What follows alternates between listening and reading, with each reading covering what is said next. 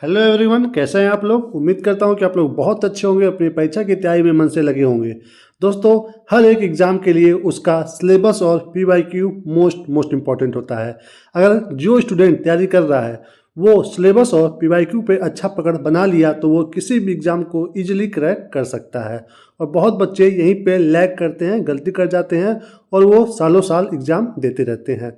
तो इसी को ध्यान में रखते हुए हम रेलवे के जो इम्पोर्टेंट क्वेश्चन हैं और जो अभी तक पूछे गए हैं रेलवे में, उसे हम इस वीडियो में आपके सामने लेकर के आ रहे हैं। तो अगर ये इम्पोर्टेंट वीडियो आपको पसंद आए तो प्लीज़ इस वीडियो को लाइक करिएगा, शेयर करिएगा और हो सके तो प्यारा सा एक कमेंट भी कर दीजिएगा।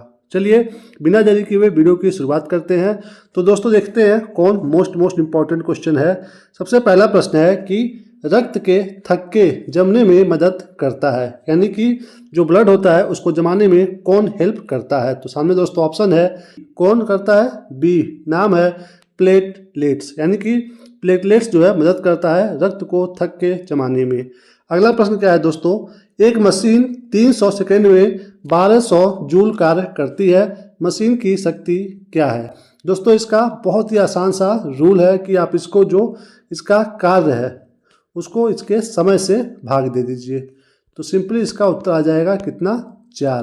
कितना आ जाएगा, 4 वाट। ओके, चलिए चलते हैं अगले प्रश्न पे। अगला क्या है दोस्तों, कौन सी धातु तनु अम्लों से हाइड्रोजन को विस्थापित करेगी, यानी कि आपको बताना है कि कौन सी धातु तनु अम्लों से हाइड्रोजन को अलग करेगी। तो सामने दोस्तों ऑप्शन है, सही उत्तर क्या है इसमें से, वो है बी जिंक करेगा। ओके, चलिए चलते हैं अगले प्रश्न पे। अगला क्या है, बहुत महीन कण मुख्य रूप से वायुमंडल में कौन से रंग का प्रकाश बिखेरते हैं। ओके, यानी कि अगर कोई बहुत ही सूक्ष्म कण है तो वो वायुमंडल में किस रंग का प्रकाश फैलाएगा, ये आपको बताना है। तो सामने दोस्तों ऑप्शन है, कौन सा, ये है बी, यानी कि बहुत ही महीन कण होगा तो वो नीले रंग का प्रकाश फैलाएगा। और वहीं अगर आपके एग्जाम में पूछ दे कि बड़ा कण हो तो फिर कौन सा रंग फैलाएगा वो दोस्तों, लाल। और यदि ऑप्शन में दे दे कि बहुत बड़ा हो, बहुत बड़ा, तो वो कौन सा रंग फैलाएगा, ये दोस्तों सफ़ेद रंग फैलाएगा। तो ध्यान देना है यहाँ पे क्या पूछ रहा है, बहुत महीन, बड़ा या फिर बहुत बड़ा। ओके, चलिए चलते हैं अगले प्रश्न पे। अगला क्या है दोस्तों, रासायनिक विज्ञान की नींव किसने रखी थी, यानी कि जो रासायनिक विज्ञान होता है इसकी नींव किसने रखी है, ये आपको बताना है। तो सामने दोस्तों ऑप्शन है, इसका नींव रखा गया है डी, लेवोजियर के द्वारा। किसने रखा है, लेवोजियर ने। ओके, अगला प्रश्न क्या है दोस्तों, एक दर्पण में आपका छवि आपसे छोटा है, यानी कि एक शीशे में आपका जो प्रतिबिंब बन रहा है वो आपसे छोटा बन रहा है। तो बताना है कि वो दर्पण किस प्रकार का है। सामने दोस्तों ऑप्शन है, तो वो है बी, उत्तल दर्पण है। उत्तल दर्पण में आपका जो छवि बनता है वो आपसे छोटा बनता है। चलिए चलते हैं अगले प्रश्न पे। अगला क्या है दोस्तों, 20 सेंटीमीटर की वक्रता के त्रिज्या वाले अवतल दर्पण की फोकस दूरी क्या होगी। तो बताना है दोस्तों क्या होगी अवतल दर्पण की फोकस दूरी अगर वो 20 सेंटीमीटर की वक्रता के त्रिज्या वाला है। तो इसका सिंपल सा एक दोस्तों फार्मूला है कि F बराबर त्रिज्या बटे 2। तो त्रिज्या मतलब R, त्रिज्या क्या बता रहा है, 20, तो 20 बटे 2, उत्तर हो जाएगा 10। दोस्तों ऐसे क्वेश्चन एग्जाम में आते हैं इसलिए यहाँ पे बताया जा रहा है और ये सब एग्जाम में आया हुआ क्वेश्चन है। तो सही उत्तर क्या है इसका, डी, 10 सेंटीमीटर। दोस्तों अगर वीडियो आपको पसंद आ रहा है तो प्लीज़ वीडियो को लाइक करिए, शेयर करिए और चैनल को सब्सक्राइब अभी तक नहीं किया है तो प्लीज़ अब कर लीजिए, क्योंकि हम ऐसी वीडियो हमेशा अपलोड करते रहते हैं। अगला प्रश्न क्या है दोस्तों, एक कंडक्टर का प्रतिरोध किसके व्युत्क्रमानुपाती होता है। किसकी बात कर रहा है, कंडक्टर के प्रतिरोध का। तो बताना है कि ये किसके होता है, व्युत्क्रमानुपाती। सामने दोस्तों ऑप्शन है, तो ये होता है डी, किसके, अनुप्रस्थ भाग का जो क्षेत्रफल होता है उसके व्युत्क्रमानुपाती होता है। चलिए चलते हैं अगले प्रश्न पे। अगला क्या है दोस्तों, खाद्य पदार्थों में दुर्गंध आने का मुख्य कारण वसा और तेलों का क्या है, यानी कि वसा और तेलों में क्या हो जाता है जिसकी वजह से खाद्य पदार्थों से दुर्गंध आने लगती है। तो सामने दोस्तों ऑप्शन है, क्या हो जाता है, बी, ऑक्सीकरण हो जाता है। क्या होता है? ऑक्सीकरण। इसी वजह से दुर्गंध आती है किसी भी खाद्य पदार्थ से। चलिए देखते हैं अगला प्रश्न दोस्तों। कौन बढ़ते भ्रूण के लिए पोषक उत्तक का कार्य करता है? यानी कि जो भ्रूण बढ़ता है उसके लिए पोषक उत्तक का कार्य कौन करता है, ये आपको बताना है। तो सामने दोस्तों ऑप्शन है, कौन करता है? सी, क्या? एंडोस्पर्म। एंडोस्पर्म जो है पोषक उत्तक का कार्य करता है किसी भी भ्रूण को बढ़ने में। ओके, चलिए चलते हैं अगले प्रश्न पे। अगला क्या है दोस्तों? पौधों के तने का जड़ जो होता है उसका घेरा किस कारण से बढ़ता है? किसकी बात हो रहा है? पौधों के तने या जड़ का घेरा कैसे बढ़ता है, कैसे उसका डेवलपमेंट होता है, ये आपको बताना है। सामने दोस्तों ऑप्शन है, तो ये बढ़ता है लेटरल मेरिस्टेम की वजह से। किसकी वजह से? लेटरल मेरिस्टेम की वजह से ये बढ़ता है। चलिए चलते हैं अगले प्रश्न पे। अगला क्या है? कौन सी धातु केरोसिन तेल में संग्रहित होती है? यानी कि केरोसिन का जो तेल होता है उसमें कौन सी धातु जो है वो संग्रहित होती है, ये बताना है। तो सामने दोस्तों ऑप्शन है, तो ये होता है कौन सा? सोडियम, सी, सोडियम। चलिए चलते हैं अगले प्रश्न पे। अगला क्या है दोस्तों? थायरोक्सिन के संश्लेषण के लिए निम्नलिखित में से क्या आवश्यक है? किसकी बात हो रही है? थायरोक्सिन की। इसका जब संश्लेषण होता है तो उसके लिए क्या आवश्यक है? सामने दोस्तों ऑप्शन है, तो इसके लिए आवश्यक है आयोडीन, डी। किसकी बात हो रही है? आयोडीन की। ओके, ये थायरोक्सिन के संश्लेषण के लिए बहुत ही आवश्यक होता है। देखते हैं अगला प्रश्न क्या है दोस्तों। इनमें से कौन सा प्रकृति में कभी अकेले नहीं होता है? यानी कि ये क्या है इनमें से ऐसा चीज़ जो जब अपने अस्तित्व में होता है तो वो अकेला नहीं होता है?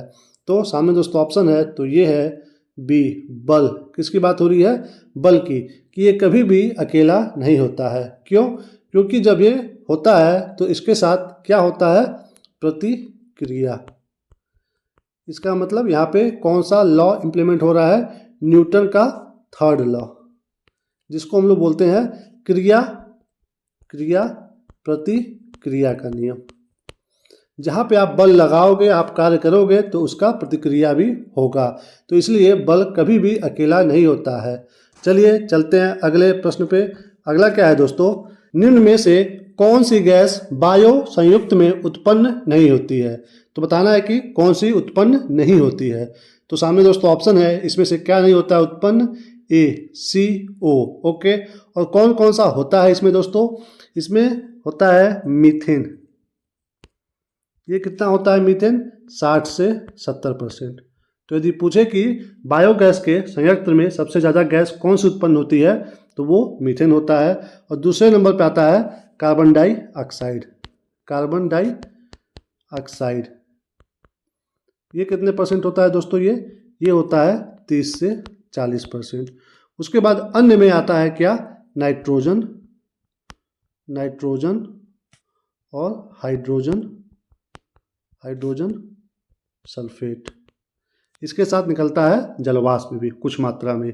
तो मेन है मीथेन जो निकलता है बायोगैस संयंत्र से, और जो ये CO है ये नहीं निकलता है। चलिए चलते हैं अगले प्रश्न पे। अगला क्या है दोस्तों? क्लोरीन गैस का उपयोग निम्न में से किसके निर्माण में किया जाता है? कौन सी गैस की बात हो रही है? क्लोरीन गैस की। तो बताना है कि ये किसके निर्माण में यूज होता है। तो सामने दोस्तों ऑप्शन है, तो ये यूज होता है सी, ब्लीचिंग पाउडर के निर्माण में। कौन सा गैस?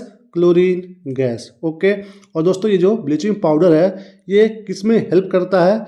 ये अगर किसी भी प्रकार का आपके कपड़े में रंग लगा हो, कलर, तो उसको हटाने में मदद करता है ये क्या? Bleaching powder. ओके दोस्तों, आप तैयारी कर रहे हो, यहाँ पे मैं आपको एक बहुत ही इंपॉर्टेंट चीज़ बताने वाला हूँ कि आप तैयारी करते हो किसी भी एग्ज़ाम का, तो आप क्या करते हो? सिर्फ और सिर्फ पढ़ाई पे ध्यान देते हो, और आप अपनी तैयारी में रिवीजन को उतना टाइम नहीं देते हो जितना इसको टाइम देना चाहिए। आपकी तैयारी का बहुत ही ज़्यादा हिस्सा इम्पॉर्टेंट है रिवीजन भी, क्योंकि अगर आप रिवीजन नहीं करोगे तो आप चाहे जितना भी पढ़ लो, आप एक तरफ से पढ़ोगे, आपको लगेगा कि याद हो रहा है, लेकिन 2 से 3 दिन के बाद वो आपके माइंड से धीरे धीरे निकलता रहता है। तो इसके लिए आपको क्या करना है? डेली नहीं, संडे को क्या करना है? जो भी आप मंडे से लेकर के सैटरडे तक पढ़े हो उसको आप कंप्लीट संडे को रिवीजन कर लो। और संडे को पूरा मतलब कुछ भी नया नहीं पढ़ना है उस दिन। आपकी अपनी तैयारी में ये आज से इम्प्लीमेंट करना स्टार्ट कर दीजिए आप कि आप संडे को कुछ भी नया मत पढ़िए, संडे को पूरा बना दीजिए रिवीजन डे। जब भी आप रिवीजन करिए तो आप A4 शीट ऐसे ले लीजिए अपने सामने और मान लीजिए आप हिस्ट्री पढ़ रहे हो। आपने एक मतलब हिस्ट्री अगर जो एक हफ्ते में पढ़ा है और पढ़ने के बाद आपने जो भी कहीं भी कुछ भी लिखा है और लंबा लंबा नोट्स आपने बनाया होगा पढ़ करके, तो उसको क्या करो, एक लाइन में 2 लाइन में लिखने की कोशिश करो। यानी कि ये आपका क्या होगा, शॉर्ट नोट होगा। जो आप रिवीजन करोगे हर संडे को, उससे आपका एक शॉर्ट नोट बनके तैयार होगा जो आपके एग्ज़ाम के टाइम में बहुत ही कम समय में आपको रिवीजन करने में मदद करेगा। तो ये आप अपनी लाइफ में अपने तैयारी में आज से इम्प्लीमेंट करना स्टार्ट कर दीजिए, फिर देखिए आपकी तैयारी को क्या बूस्ट मिलता है। ओके, तो इसको फॉलो करिए, ये आपको बहुत ही मदद करने वाला है। दोस्तों इसी के साथ हम वीडियो को यहीं पे समाप्त करते हैं। ये वीडियो अगर आपको पसंद आया हो तो प्लीज़ चैनल को सब्सक्राइब जरूर कर लीजिए, क्योंकि हम ऐसे वीडियो हमेशा अपलोड करते रहते हैं। मिलते हैं हम आपको ऐसे ही किसी और वीडियो में, तब तक के लिए जय हिंद, वंदे मातरम।